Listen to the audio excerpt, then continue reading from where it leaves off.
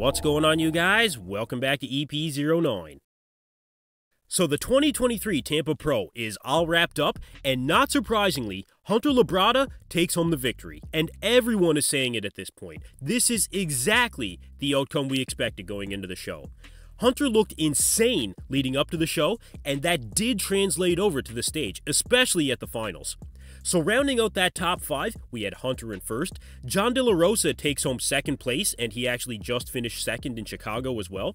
In third, we had Lewis Breed. Joel Thomas takes home fourth place, and in his pro debut, Brady King takes home fifth.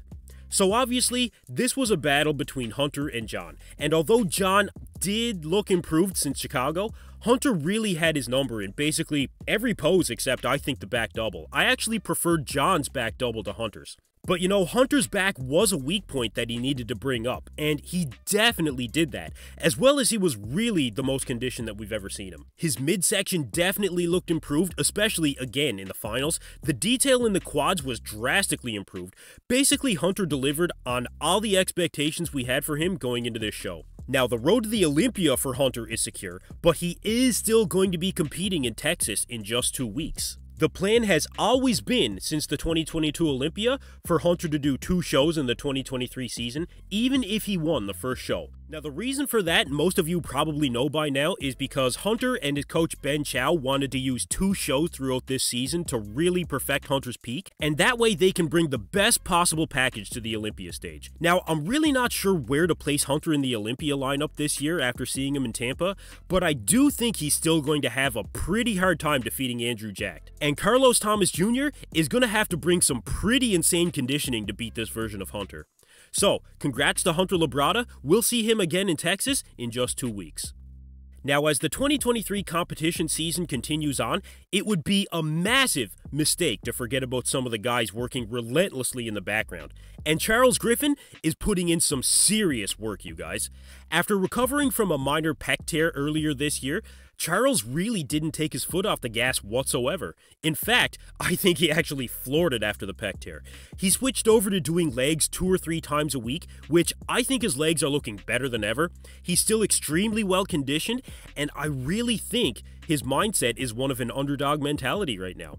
He's training hard, heavy, he's extremely focused on overall progression, and I mean laser focused. And you know what? He's getting the results. And with that increased leg mass and quad sweep, his waist will continue to look better and better.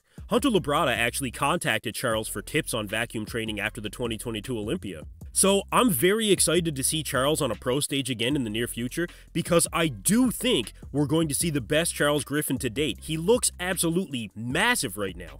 He hasn't announced any plans to compete as of yet, but I'll be sure to let you guys know as soon as he does. So this past weekend, we also had the famous LA Fit Expo, and this is an event that always attracts some big names in the sport. Andrew Jacked was in attendance, Phil Heath, Jay Cutler is usually a staple at this event, but we actually got to see a bit of a pose down between Jay and Regan Grimes. And you know what? Jay Cutler really held his own against Regan Grimes here. I mean, considering Regan is only 5 weeks out from stepping on stage in Italy, and Jay Cutler just turned 50 years old, from a conditioning standpoint, these guys really didn't look far off from each other. Now, we can't take this as really any indication of how Regan is going to look on stage in Italy, because all of his updates lately have been very impressive, and he does look to be on track. His physique updates honestly are pretty insane, actually. It's safe to say that at this point, Regan is definitely improved from his last competition season.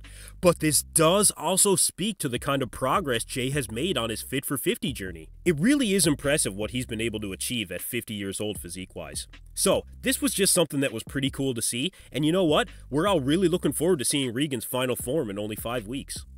So the last update I have for you guys today is on Nick Walker. So at about 13 weeks out of the Olympia, I think we're starting to see a bit more definition from Nick. It's definitely slow and steady progress for Nick right now, but I think we are seeing more definition in that outer quad sweep as compared to last year. And the legs are always going to be the focus on Nick this year, don't get me wrong. And the question still remains if the legs have come up enough to match his ridiculous upper body. As of right now, he is overall bigger than last year. He's not holding back when it comes to the freak factor this year.